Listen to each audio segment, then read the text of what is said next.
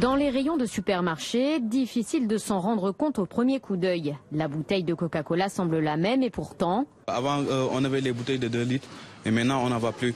Depuis cet été, les formats d'1,5 et 2 litres de la célèbre boisson gazeuse sont progressivement remplacés par de nouvelles bouteilles plus petites. Problème, le format diminue, pas le prix qui augmente de quelques centimes. C'est du vol en fait pour le client parce que nous on fait pas forcément attention. En cause notamment la nouvelle mouture de la taxe soda créée en 2012 pour lutter contre les boissons trop sucrées. Depuis le 1er juillet, plus il y a de sucre, plus l'industriel est taxé. Pour compenser, la marque américaine a décidé de diminuer le format des bouteilles pour masquer une hausse de prix considérable. C'est ce qu'on appelle le downsizing. Vous avez, je dirais, la manière qui consiste à dire j'avais un paquet de 400 grammes.